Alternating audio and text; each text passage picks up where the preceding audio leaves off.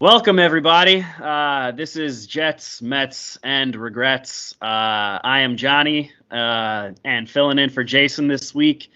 We have Steve. Steve is he's been on the show before. He's called in a few times, so we're happy to have Steven on here.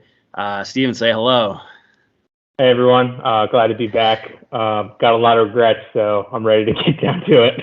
Yeah, I was gonna say that. I was gonna lead with, we might have a little bit of Jets, a little bit of Mets, but we're mainly dealing with regrets today. It's been nothing but bad things happening to us for the last couple of weeks. Last week we weren't really able to get an episode out to you guys, so we want to talk about a little bit of what the Jets have unfortunately failed to do, which is win their last two games that they needed to do. They needed to stay alive, but they couldn't do it. They lost to the Seahawks, and eventually just everything kind of collapsed at the end of the season. They didn't have a good quarterback. They didn't have quarterback play.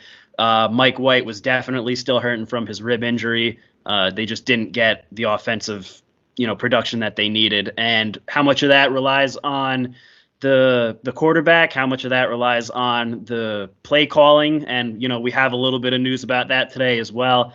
So, Steven, I wanted to kind of get your thoughts about the end of the season, what happened. Take me through it. I think, yeah. Well, first of all, I'm glad to be back. Got a lot of Mets, Jets, and regrets to get off my chest. But yeah, no, talk about a lackluster 2 weeks that the Jets had from this past week with Miami. And at that point, that was just a crapshoot. It's just like put out cow pies and see if they can throw the ball or what have you. But yeah, no, the real disappointment was, the hype of Mike White coming back and playing against Seattle and just getting eviscerated. I mean, that game really showed you that the Jets came out flat, and it seemed to me that they didn't even want to be there. They had no desire, no energy whatsoever, low energy if I think about it. It's just there was no win, there was no fight in that team. Obviously it's different when you're behind closed doors and you're saying like we're going to win this game no matter what, but they came out and they did not look prepared and they looked lost, needless to say. I think the big team was lost. And I think that the team we've seen this season when Mike White did come in and he had that great game against the Bears, and then he even had a great game against the Vikings too, which the Jets unfortunately lost. It didn't really seem like the Jets had that oomph in the last couple games that he played. So you have to think again. I said it. I think that he was still injured. He was not making the easy look easy like Rob Saleh commended him for in those few games that he did look good. And it just wasn't clicking for the offense at all. He was missing those checkdowns that he usually makes. He was missing those throws over the middle, which he usually makes. What do you like? How do you feel about that? I mean, I think Mike White definitely was injured. I think the play calling wasn't there, but something was missing from him. Well, the fact that he did in fact have 5 broken ribs lends a hand to it. I think there was a report that I read that at one point one of the doctors was like, "Oh, one of these broken ribs is an old injury." So the fact that he had a broken rib and he had no idea about it says a lot. He had a lot of fight. I'm going to give him so much credit. I might be one of the majority that says that he is not the full-time answer as the starting quarterback for the New York Jets going into 2023, but I think he deserves a right to be on that roster. I think he's done a ton of stuff. He has shown potential, and he shows that he's competent and he can run the plays and he knows his checkdowns and all that stuff. I still think this team is a quarterback away. I don't know about you, but I think this team is literally a quarterback away and maybe an offensive line pick. I know we've seen Becton looks good and he's ready to come back, but I want to hear what you think about that offensive line. That's probably outside of quarterback is the biggest question mark for offense. Yeah, of course. I mean, again, like the offensive line. I mean, if Becton is healthy, we saw how dominant he could be pushing guys around, and obviously AVT as well. He was out for most of the season too. I mean, you get 2 bona fide offensive linemen back on the line. You fill those positions in. I mean, you got a brand new pass You got a brand new rush offense. You're going to be able to establish the run a lot more. Pass blocking is going to be a lot better, which is going to give your quarterback a lot more time to make decisions and let receivers get open. So obviously getting those guys, I say it all the time. I think that every single pick in the draft should be an offensive lineman because you really don't have a team unless you have a good offense and defensive line. John Madden used to say all the time, if you don't have 11 players on the team, you're not playing football, and half of those guys are linemen. That's obviously the quarterback rules football, and we'll get into that very shortly in terms of the Jets and where they need to be, but I just don't think that the offensive line is there yet.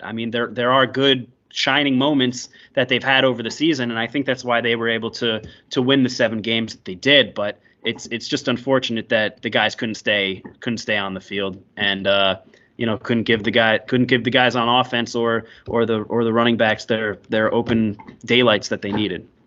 Yeah, I agree with you completely. I think if we were able to see an offensive line that stayed healthy, you had your starters there with Becton, Dwayne Brown, and Fant and AVT, and I'm really surprised and disappointed in Laken Tomlinson. He was touted as this really interesting offensive lineman. I think in this past offseason in 2022, we wanted Brandon Scherf, who's now on the Jaguars. I know that they really, really wanted Brandon Scherf, but Laken Tomlinson, I don't know if they're going to cut him or not, but if they're not, he needs to really step up his game. He needs to be a dominating force. But no, the offensive line, I think I agree with you. QB is king, but I think offensive line are the true unsung heroes of any football team, both offensive line and defensive line. Those are the guys that are literally in the trenches and making sure that the quarterback can do their job as well as the running back. And I know that we lost Breece Hall, but the one thing that I was really disappointed in too was the lack of use from James Robinson. I know that we had discussed that it had something to do with picks. I believe that we traded him for a 5th rounder and it would have been a 4th rounder or a 6th rounder to a 5th rounder, one or the other. It doesn't matter. At that point, I wouldn't have cared. It's a 5th or 6th round pick. Picks are diamonds in the rough are very hard to find. I think it's important to use the players that can lead you to success. And if James Robinson was going to be able to do that, kind of be that Breece Hall replacement, we saw that in Donovan Knight. But I think if we were able to see more James Robinson, I would have liked to see that. But yeah, no, I think offensively, we're one. You need at least 3 decent offensive linemen, being the tackles and the center. You can do what you can with those guards, but if you have 3 solid linemen, no matter where they are, you're set. And you have a good running back and you have a competent quarterback who knows how to get the ball out of their hands, you're going to see a lot of success. And I think the Jets need to move forward with a quarterback who knows how to get the ball out of their hands. And, I personally am not looking for the spectacular plays. I'm looking for the smart plays. So that being said, I want to know who you think we should get for quarterback or who they should start looking for, whether that's through trade or, dare I say it, and I really hate saying this, in the draft. Yeah, again, the Jets have tried and tried and tried in the draft, and at this point, I don't have any faith in Joe Douglas in terms of getting a quarterback in the draft, despite the fact that he's been able to draft fairly well everywhere else around the quarterback position. And his free agents, the ones that he signed, maybe those are a little suspect. They really haven't planned out. But as far as the quarterbacks go, if you look at the teams that are in the playoffs right now, and the quarterbacks that they have, I think if you take any of those quarterbacks all the way from, the dynamic Josh Allen or Patrick Mahomes all the way down to even Geno Smith or Daniel Jones, who, these guys, if you put any of these guys on the Jets, I think the Jets are a playoff team. I don't think there's any question about it. So, I think if you just really bring that lower echelon quarterback tier that the Jets are at, even to average, I would like to see them go after Derek Carr. I would like to see them go after Jimmy G, somebody in free agency who can get they can throw 20 touchdowns a year and 10 picks. At least some. Zach Wilson led the team this year with 6 touchdown passes. That's unacceptable, man. They didn't have an offensive touchdown for the last 2 games, I think, right? It was 33 drives in a row or something like that they didn't score a touchdown. It's a joke, right? So I don't think that, again, I'm not a huge guru when it comes to college football. I don't watch too much college football. I don't know all the best quarterbacks who are coming out. But, I mean, when you pick up a quarterback, how often is it that he comes out immediately and he's lighting it up? So the Jets have an interesting window right now where the defense is really stellar, and I don't think you want to draft a quarterback and have to wait another 3, 4, maybe 5 years before he really starts hitting his stride. I mean, you look at Josh Allen, right? I mean, he's arguably the best quarterback in the league. He's definitely top 3 between him, Mahomes, and Burrow right now. So, I mean, we'll see if the Jets can maybe eventually get somebody like that. But even Josh Allen took this amount of time. He was drafted 2018, and it's been 5 years now. So last year was really his breakout year where you could say that he was an elite guy, and I just don't think that's what the Jets have in terms of their timeline with the personnel that they have, who's running the team. I think that they really need to figure out the quarterback position. They need to make the playoffs. It's been 12 years at this point. I don't care. I don't care about the future right now. If you have to trade away draft picks to make the playoffs, I just want to see some success. I want to see the organization try. Please just try. Yeah, no, I'm with you there. I think it starts with the idea that, we're in win now. Joe Douglas's seat and Saleh's seat are very hot right now. And I think, Jason is usually the one who likes to say this, but you give a quarterback 3 years to see if he pans out. I think as an organization, we've lost our patience. We've been through, let me see, Mark Sanchez, Geno Smith was 2014, 2015 was Ryan Fitzpatrick, 2016 was Ryan Fitzpatrick, Josh McCown, Bryce Petty, all of these names. There's no consistency. The last quarterback to start a full season for the New York Jets was Ryan Fitzpatrick in 2015, which was a very good year up until that last game. I'm with you 100%. Right, but again, like a guy like Ryan Fitzpatrick, he's a guy who was an established quarterback in the league. Mm-hmm. Yeah, maybe he wasn't the best guy, but you knew that he had some magic in him, and he knew that he could sling the ball, right? So I don't see why the Jets are always constantly trying to, play roulette and try and win, at the table with these jackpots in the draft. Just go and get somebody that can actually throw the ball. They can actually check down. They can actually manage the game. They can actually move the ball. They can actually score some points on offense because the defense is going to keep them in the game. How many games did the Jets get blown out by this year? I think a total of 2 or 3, maybe. Three of 18 or 17. The defense kept them in the game get them every game this year. And most of the games were one-score games. I mean, you talk about the Lions game, you talk about the Jaguars game, all these teams, it was up until the fourth quarter when games started to fall apart. So again, you really just need to get somebody who can actually just take the reins and not throw the game away. Yeah, no, I think you need to get an established guy, and my short list for those quarterbacks are number 1, Lamar Jackson. That's the big get, obviously. Yeah, number but 2, don't you think that the Ravens are going to franchise him? I don't see him leaving Baltimore. He will not sign. It seems to me that he will not sign a franchise, and the fact that he's probably not going to play this weekend shows that they're going to move on. To me, anyway. I'm not a genius. I don't have a crystal ball. But my thought process is if he's not going to play and it seems like he's ready, wouldn't you think your franchise quarterback is going to play in the playoffs? That's a bit of a absolutely. A kind of guys would not miss that opportunity given the chance. Absolutely. No. I think, the number 1 is Lamar Jackson. I think Joe Douglas knows that his job is on the line, and so does Saleh, and I think they're working to see what they can do to acquire him. That's my number 1. Number 2, I think the 3 quarterbacks that I'm looking at will need to be traded. Number 2 is Derek Carr. Derek Carr, for a fact, will need to be traded unless the Raiders release him, and I believe he's due $40 million or something, which is insane for the year. So let's see if they can figure something out where the Raiders can tack on most of that contract, and we can take some of the money off of their case. But the Raiders are poor. The Raiders are dirt poor, so they have no money that they'd be able to take on. Yeah, it's why they can't get rid of McDaniels. I'm sure they'd love to fire him, but they can't because they're broke. God, what an awful situation that the Raiders have dug themselves into. But that's a conversation for another time. But I think my list is, again, Lamar Jackson, Derek Carr, and Jimmy G. I'm a little iffy. There's an asterisk next to Jimmy G because of how fragile he is.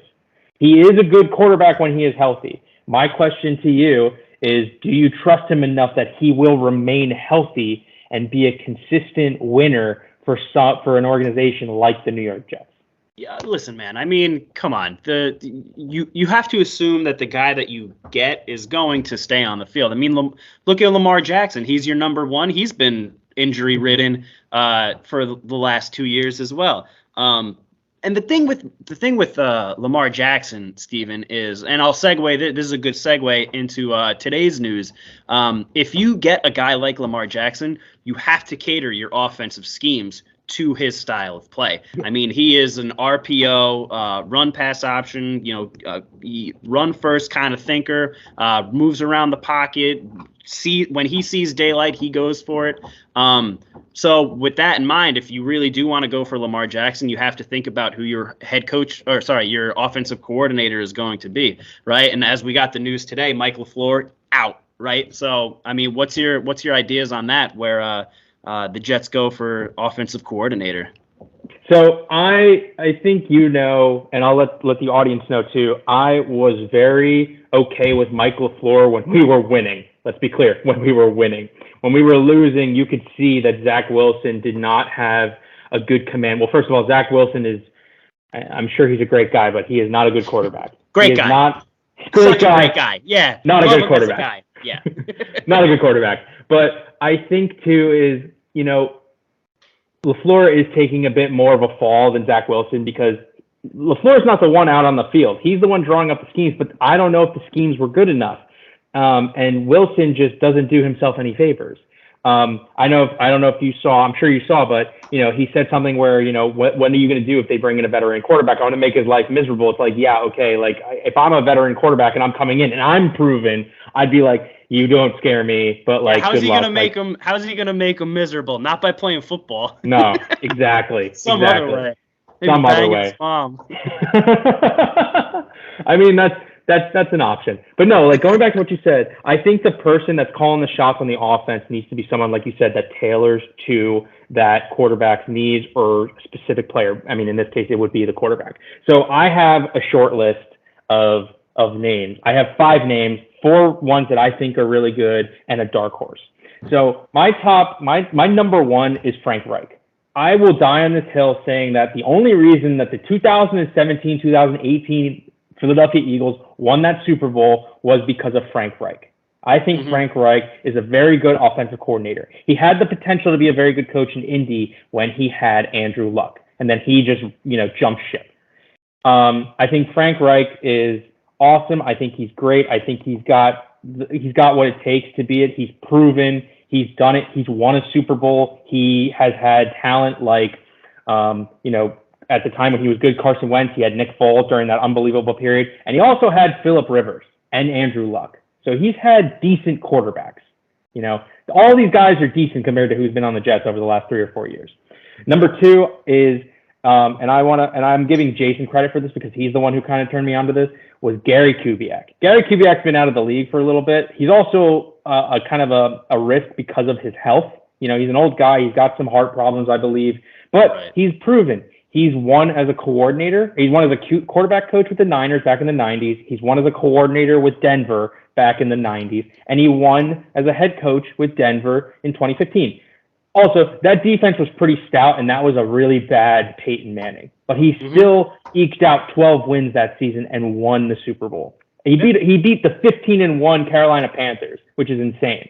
So that's number 2. Number 3, and I'm going to probably get a lot of grief for this, from a lot of people and a lot of our audience, but Nathaniel Hackett. Nathaniel Hackett was a good offensive coordinator, and he is familiar with Saleh because they were together when he was in Jacksonville.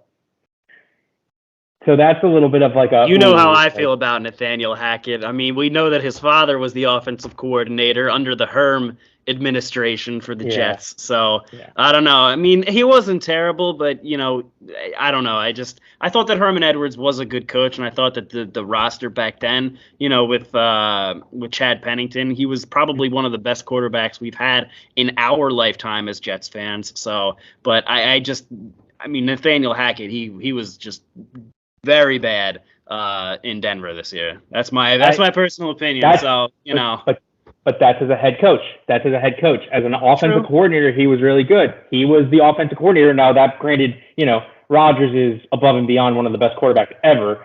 He was the offensive coordinator for 2 years with Aaron Rodgers. So, there's, some speculation maybe that the Jets are going to try and pivot towards Aaron Rodgers. I personally don't think they should. I think they should look for someone a little younger like Carr or Jimmy G. So that's number 3. Number 4 is Bill O'Brien, who's currently with Alabama. I think there's potential for him to come to New York. However, I'm speculating that he'll likely, not be dissuaded by Bill Belichick. I think he'll likely go to New England, but I would still keep Bill O'Brien on my list. And my last and final candidate, and he's my dark horse, is the recently fired Cliff Kingsbury. That's interesting because I don't know if he would really want to take a coordinator position after taking a head coach job for so long. And he did have decent success with the Cardinals. I mean, I guess that's out. The jury's still out on that. You could say what you want. The Cardinals are an organization that seems to always shoot themselves in the foot. But I agree with you in terms of his offensive capabilities. He is a great offensive mind. I think Cliff Kingsbury falls under that whole, Sean McVay, we want the next best thing, but we already know what he is. We know what he's capable of. We've seen how well he does offensively. Remember, this is a guy who at one point had Baker Mayfield as his quarterback, Patrick Mahomes, and then he had Kyler Murray. And Kyler Murray was on the up and up. Unfortunately, with an ACL tear this year, he was somebody who had potential to be a stud again this year. Granted, Cardinals kind of fell off. But those are my 5 guys. I think, for me personally, I would love Frank Reich. And I think you pair Frank Reich with someone like a Carr or a Jimmy G. And then I'll give you one more. I think Greg Roman. And then you understand why I'm saying Greg Roman, current offensive coordinator for the Baltimore Ravens. And that's where I'm going to leave it. Okay, that's fine. All right, that's good. I mean, the Jets clearly have a lot of things to do.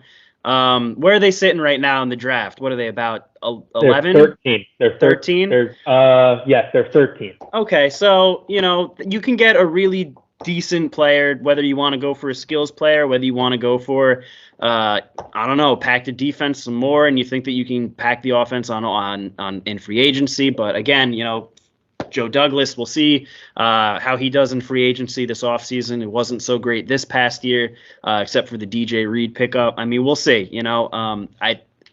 The Jets we're always looking forward to the draft at this time of year. Unfortunately, it doesn't. Like I said, 12 years without a playoff appearance, and we're really longing for it.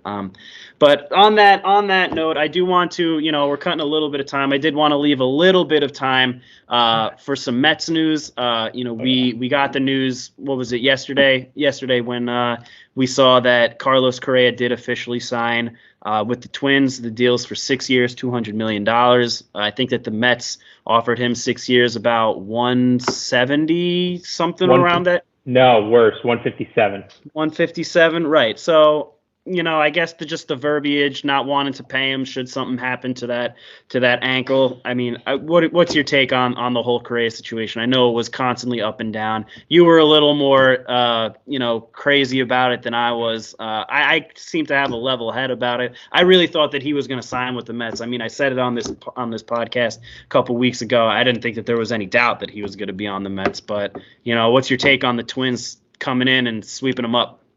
Well, I was constantly looking at it. I was constantly on Twitter and letting you and Jason know, like, here's what I heard. And you were kind of the same thing. You're like, nothing's changed. It's just different words, but nothing's changed. Yeah. And I was immediate knee-jerk reaction. I was devastated, but to me, it's still not as devastating as DeGrom leaving. But I think we've all gotten over that since we signed so many people, because Uncle Steve just basically rage signed everybody.